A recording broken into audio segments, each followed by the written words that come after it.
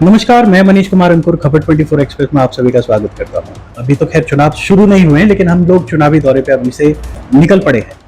तो इस वक्त हम बालाघाट के दौरे पर हैं और मेरे साथ में एक बहुत ही फेमस चेहरा है। मैं इस वक्त मौसम बिसेन हरिनखेरी जी के साथ हूँ और मौसम जी, जो चुनाव पिताजी का भी जो चुनाव हुआ उसमें भी काफी सक्रिय रही हैं आप यहाँ पर। जो इसके अलावा बालाघाट में आपका काफी नाम है, तो सबसे पहले तो स्वागत है खबर 24 एक्सप्रेस में आपका। धन्यवाद मनीष जी, आपको बहुत बहुत नमस्कार। सबसे पहले मैं खबर 24 का बहुत धन्यवाद देती हूँ कि मुझे आपने चुना कि मैं आपसे रूबरू हो सकूं और कुछ अपने बारे में और पॉलिटिकल यहाँ के सिनेरियो के बारे में आपसे चर्चा कर सकूं। मौसम जी, जैसे कि पिछला इलेक्शन हुआ उसमें काफी आप सक्रिय भूमिका में थी यहाँ पर, तो मतलब मैं जानना चाहूंगा कि किस कठिनाइयों का सामना आपने करना पड़ा और आगे जो आगामी जो चुनाव होने वाले हैं उसमें आपकी क्या भूमिका रहेगी। देखिए, सबसे पहले तो मैं बता दूं कि ये सत्य है कि मेरा नाम मौसम बिसेन है और मैं गौरीशंकर जी बिसेन की पुत्री हूँ। लेकिन इसके साथ साथ जो एक मुख्य बिंदु है कि मैं एक भारतीय जनता पार्टी की कार्यकर्ता भी हूँ और कार्यकर्ता के रूप में मैंने सिर्फ 2018 के चुनाव में काम किया ऐसा नहीं है।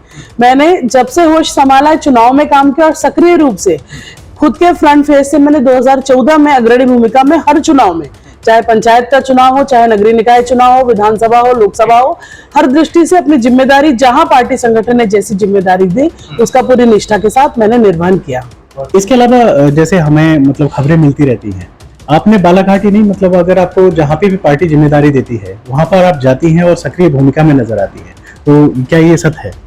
बिल्कुल सत्य है। विदर्भ में तिरोड़ा विधानसभा का मुझे दायित्व दिया गया था, वहां पर भी मैं गई थी, मतलब महाराष्ट्र में। और मैं ये कह सकती हूँ कि भारतीय जनता पार्टी एक ऐसा दल है जो हमारे लिए कार्यकर्ता क्या करेगा संगठन में या नेतृत्व के रूप में, ये हमारा संगठन तय करता है।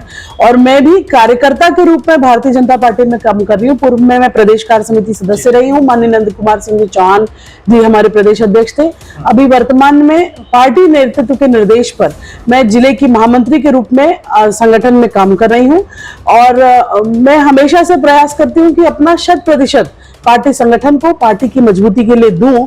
और जैसे अभी नगर पालिका के चुनाव थे, बालाघाट नगर पालिका चुनाव की मैं प्रभारी थी और मुझे खुशी हुई कि मेरे प्रभार से हम लोग ने सारी टीम ने मिलकर बहुत अच्छे से काम किया और हम तीसरी बार सफलतापूर्वक बालाघाट नगर में नगर पालिका बना सके भाजपा। क्या बात है, बहुत बहुत बहुत सुंदर बात है। इसके अलावा एक चीज और सुनने को आती है यहाँ पर बालाघाट में, क्योंकि ये पूरा कांग्रेस एक बेल्ट थी बालाघाट के लिए, तो इसमें आपके परिवार की बड़ी सक्रिय भूमिका रही है कि यहाँ से जो कांग्रेस का सुपड़ा साफ करने का जो काम आपने किया है वो आपके परिवार को हो जाता है।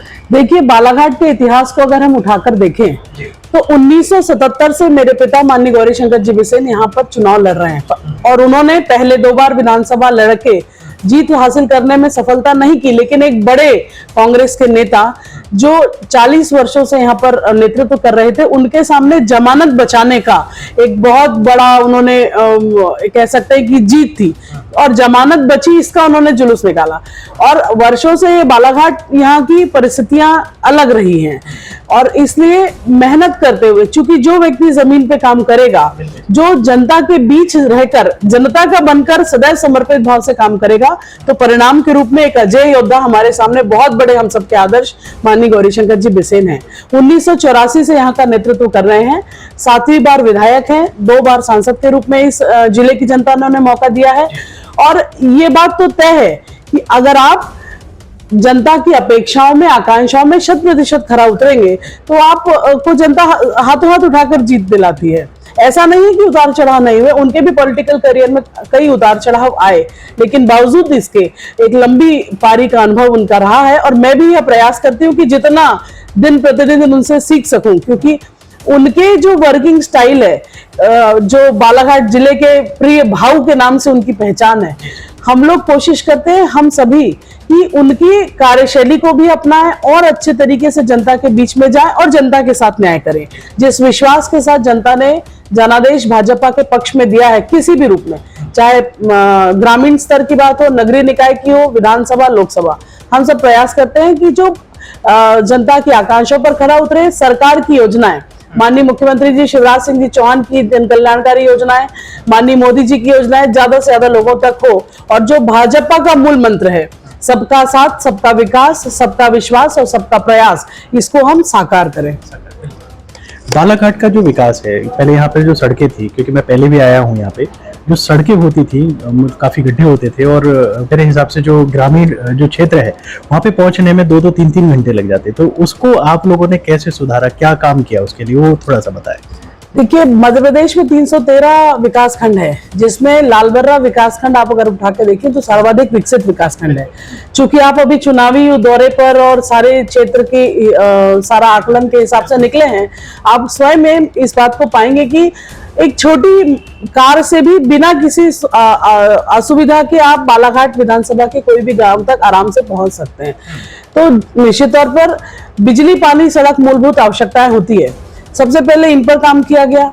अब हमारी वर्षों से लंबित मांग, जैसे यहाँ पर मेडिकल कॉलेज चाहिए, अब चूंकि समय के साथ साथ ट्रैफिक बढ़ा, ट्रैफिक के साथ फ्लाईओवर की मांग आई, एक साथ 3 आरओबी, रेलवे आरओबी बालाघाट में स्वीकृत हुए हैं, जिसमें सरेखा का भी काम शुरू हो गया है।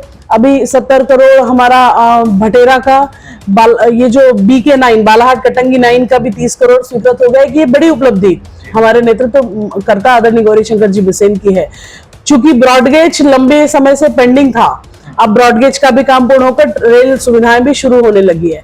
समय के साथ साथ जैसी जरूरतें पड़ी, यहाँ पर विकास हुए हैं और हम कह सकते हैं कि हमारे नेतृत्व करता आदरणीय गौरी शंकर जी बिसेन ने बारीकी से हर क्षेत्र का विकास हो। एक उनका नारा है कि जब जिस प्रकार प्रधानमंत्री हमारे अटल बिहारी वाजपेयी जी थे, उन्होंने कहा था कि शरीर को जोड़ने के लिए रक्त वाहिनियों की जरूरत होती है, रक्त के प्रवाह के लिए, वैसे ही गांवों को जोड़ने के लिए सब जगह हमारी सड़कों का विस्तार होना चाहिए। और जब गांव तक सड़क रहेगी तो टीचर भी जाएंगे, सारा किसानों को भी सुविधा होगी, और इसीलिए प्राथमिकता के तौर पर सड़कों का जाल बिछाने की कोशिश करी गई।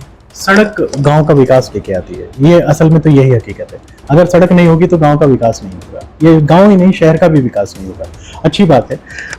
आपको मौसम दीदी बोला जाता है, तो मौसम दीदी हम आपसे जानना चाहेंगे, यहाँ बालाघाट में इस वक्त आप इस बार चुनावी दावेदारी आपकी है, तो आप कैसे इस चीज को देख रही हैं?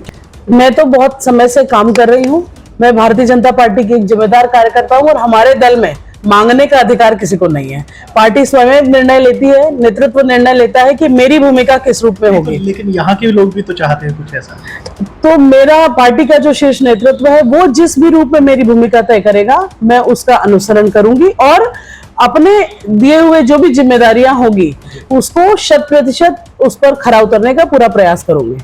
और बालाघाट की बात है तो मैं चाहती हूँ, चूंकि शुरू से बेसिक जो नीड्स थी, लेकिन अभी भी बालाघाट में बहुत सारी संभावनाएं हैं, जिस बात को मैं स्वीकार करती हूँ कि हम चाहते हैं कि यहाँ पर स्वरोजगार की दिशा में, रोजगार की दिशा में और अच्छे प्रयास हों। हमारे यहाँ शिक्षा का व्यापक विस्तार है, बहुत सारे हमारे सर्वाधिक मध्य प्रदेश में जो शिक्षक हैं, नर्सिंग स्टाफ है, बालाघाट का ही है। तो अब मुझे जो जरूरत समझ में आती है कि हमारे यहाँ शिक्षा की जागरूकता है, लेकिन रोजगार और स्वरोजगार की दिशा में हमें और अच्छे प्रयास करने की आवश्यकता है, जिससे यहाँ पे लोगों की फाइनेंशियल कंडीशन और सुधरे और हमारे यहाँ के बच्चे और कुछ अच्छा करें। ये मैं पहली जरूरत समझती हूँ, जिसमें हमको और काम करने की जरूरत है। चलिए, हमारी शुभकामनाएं आपके साथ हैं, अग्रिम शुभकामनाएं, और आप खरी उतरे इन चीजों पे, और जो केंद्रीय नेतृत्व है या प्रदेश का नेतृत्व है वो इस चीज को देखे और आपको यहाँ पे टिकट बिल्कुल मिले और आप आगे बढ़े और बालाघाट को भी आप आगे बढ़ाने का काम करें। तो आपसे बहुत अच्छा लगा बात करके, बहुत बहुत शुक्रिया, धन्यवाद। बहुत बहुत धन्यवाद। तो मेरे साथ में इस वक्त मौसम बिसेन हरिंगखेरे थे और काफी अच्छा चीज बताई इन्होंने, बालाघाट के लिए क्या करेंगे क्या नहीं करेंगे तो ये तो वक्त बताएगा। तो मैं मनीष कुमार, बालाघाट से, खबर 24 एक्सप्रेस के लिए धन्यवाद।